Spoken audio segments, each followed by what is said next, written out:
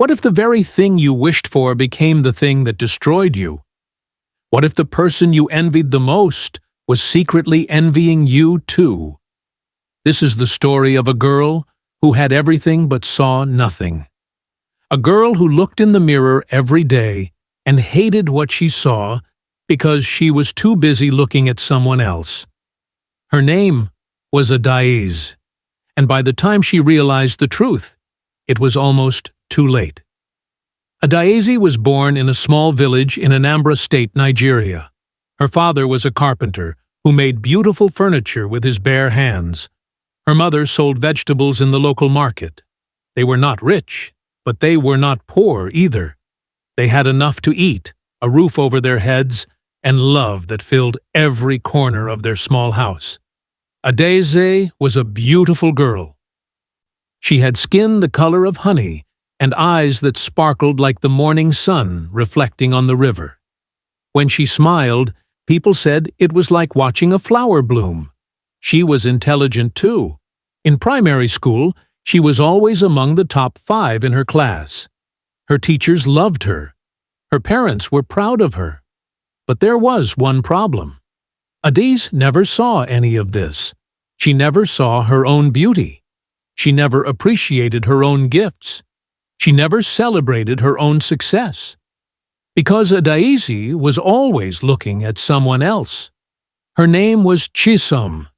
Chisom was the daughter of Chief Okonkwo, the richest man in the village. She lived in the biggest house anyone had ever seen. A house with a generator that never stopped running. A house with a television that showed channels from all over the world. A house with a car parked in front. Not one car, but 3. Chisom wore the finest clothes. Her school uniform was always perfectly ironed, never wrinkled like Adaeze's. She had the latest school bags, the prettiest shoes, and pencils that came in beautiful cases. When it was time for lunch, Chisom opened containers filled with fried rice, jollof rice, and chicken. While Adaeze sat in the corner eating her gari and ground nuts. And every single day, Adaeze watched. She watched and she compared. She compared and she grew bitter. The bitterness started small, like a tiny seed planted in the soil. It was invisible at first, but seeds grow. And this seed was being watered every day by Adaeze's own thoughts. Why does Chisom have everything? Why am I so unlucky? Why was I born into this poor family? Why is life so unfair? These questions played in Adaeze's mind like a song on repeat. Morning, afternoon, and night. She could not stop thinking about what Chisom had that she did not have. But here is what Adaeze did not know. Here is what she was too blind to see. Chisom was watching her too. Chisom saw how Adaeze's mother came to school every day to pick her up. She saw how Adaeze's father attended every parent-teacher meeting, even when it meant closing his workshop early. She saw how Adaeze laughed freely with her friends, how she played without worry, how she was loved not because of money, but because of who she was. Chisom had money, yes. But Chisom's father was never home. He was always traveling for business. And her mother?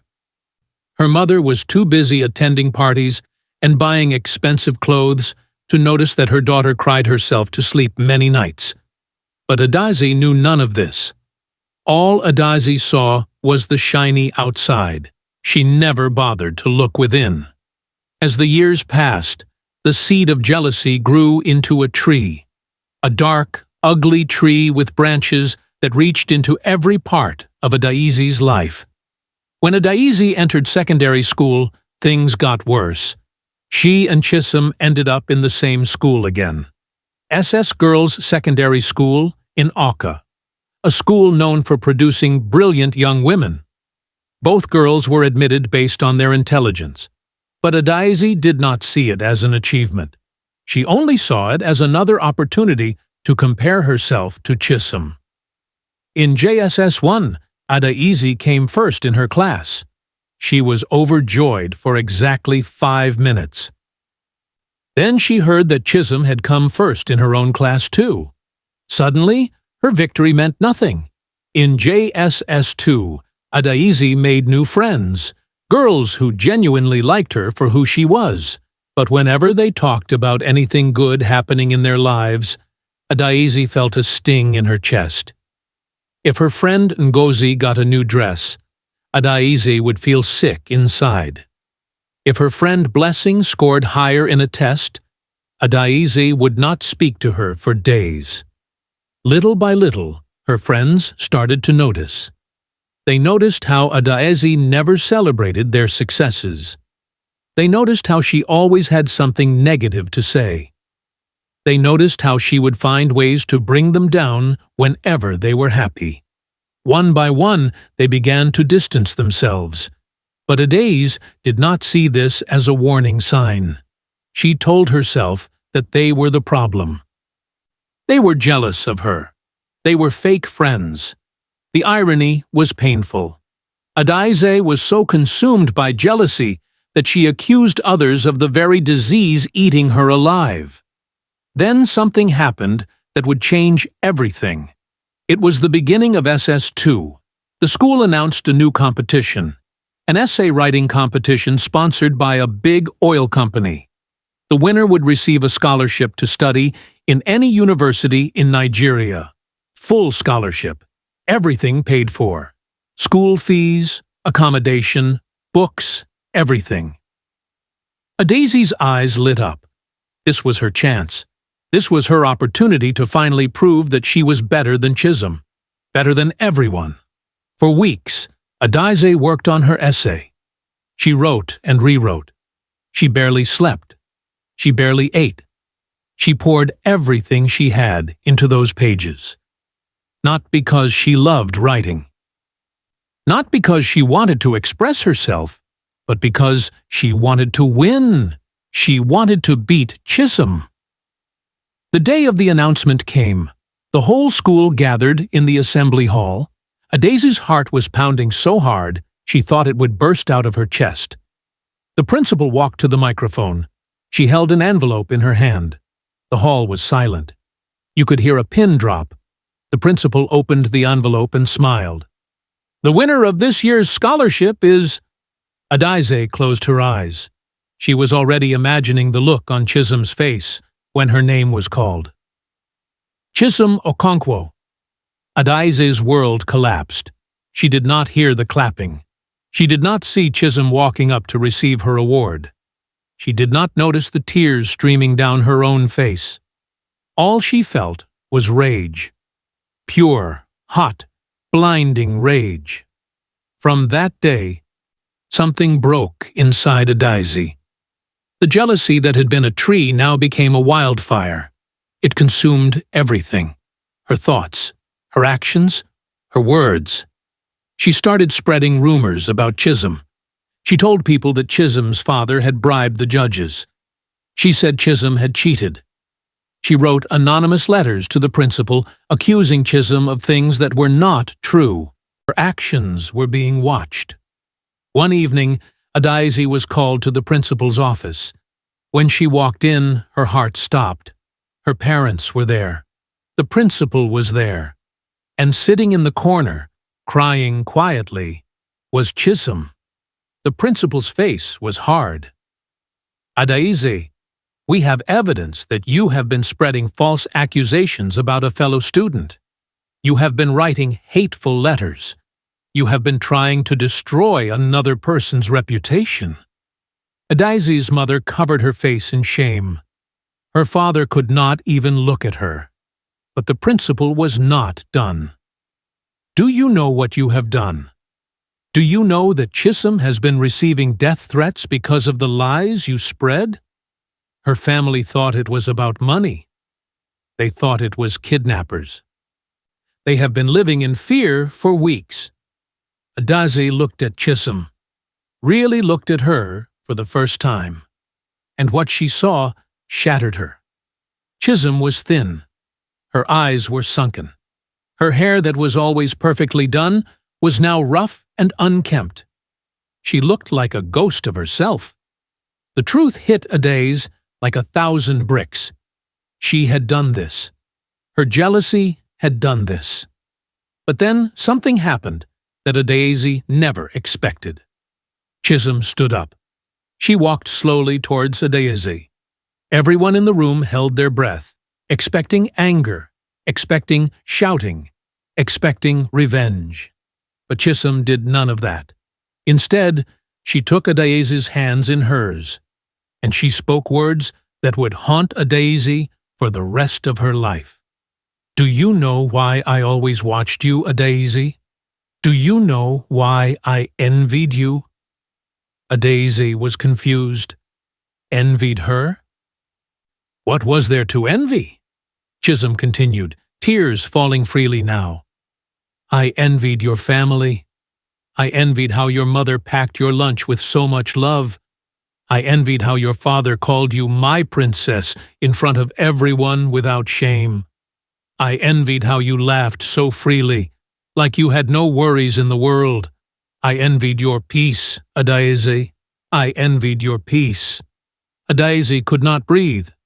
My father has money, yes, but my father does not know my birthday. He has never attended any of my events. My mother cares more about her social clubs than about me. I sleep alone in a big house that feels like a prison. I win awards that nobody at home celebrates with me. I have everything you see, Adaeze, but I have nothing that you have. The room was silent. Adaeze fell to her knees. She wept like she had never wept before. Years of poison, years of bitterness, years of blindness, all came pouring out in those tears. I'm sorry, she cried. I'm so sorry. Chisholm knelt beside her.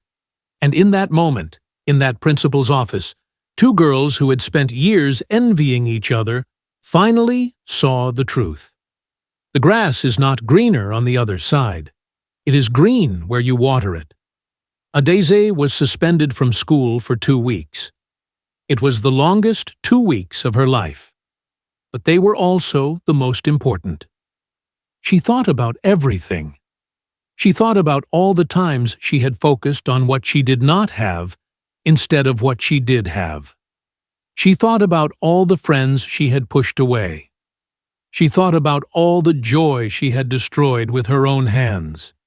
When she returned to school, she was a different person. The first thing she did was find Chisholm. She did not just apologize, she asked if they could start over. Chisholm agreed. For the first time, they talked, really talked. They shared their fears, their dreams, their insecurities, and they realized something beautiful. They were not so different after all. Both of them were just girls trying to find their way in a world that constantly told them they were not enough.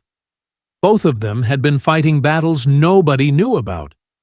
Both of them had been looking at each other's highlight reel while living their own behind-the-scenes struggle. Adaeze also went back to her old friends. It was not easy. Ngozi did not want to talk to her at first. Blessing said she needed time. But Adaeze did not give up. She showed them through her actions that she had changed. She celebrated their wins. She cheered them on. She became the friend she should have been all along. Slowly, trust was rebuilt. By the time they reached SS3, something amazing happened. The essay competition came around again. This time, Adaeze entered not to beat anyone, but to express herself. She wrote about her journey. She wrote about jealousy, about pain, about growth. She wrote from her heart. She did not win. But for the first time, she was okay with that. Because she had won something far more important. She had won her peace. She had won her joy. She had won herself. At their graduation ceremony, Adaeze was asked to give a speech. She stood before the whole school, took a deep breath, and spoke words that many students would carry with them forever. I spent years of my life looking at what others had. I compared my worst days to their best days. I measured my worth by someone else's ruler. And you know what I got? I got nothing but pain. Comparison is the thief of joy. It stole my happiness. It stole my friendships. It almost stole my future. She paused. But I learned something. Something I want every one of you to remember. Your journey is your own. You cannot compare your chapter 1 to someone else's chapter 20. You cannot look at someone's life through a window and think you know their whole story. Everyone is fighting a battle you know nothing about. She looked at Chisholm, who was sitting in the front row, smiling with tears in her eyes. The mirror of jealousy shows you a distorted image. It makes you see only what you lack. But the mirror of gratitude shows you the truth. It shows you the abundance that is already in your life. The choice of which mirror you look into every day is yours. The hall erupted in applause. Adaeze and Chisholm both got into good universities. They remained friends. Real friends. The kind who celebrate each other, support each other, and remind each other of their worth when they forget. Years later, Adaeze became a counselor. She spent her life helping young people overcome the same demons she had once battled. She told her story to thousands. And every time, she ended with the same words. The day I stopped comparing myself to others was the day I started truly living. Jealousy is a poison you drink while expecting the other person to die. But it kills only you. Choose gratitude. Choose self-acceptance. Choose to water your own grass instead of staring at your neighbor's lawn. And if you are watching this today, and you recognize yourself in Adaeze's story, let this be your wake-up call. Look in the mirror tonight, but not the mirror of jealousy. Look in the mirror of truth. See yourself for who you really are. See your gifts, see your blessings, see the beauty that has always been there. Because the moment you stop comparing, you start living. And that is where true happiness begins. Not in having what others have, but in loving what you already have. Remember this: comparison is the death of joy and the birth of misery. But gratitude is the death of envy and the birth of peace. The choice is yours. Choose wisely.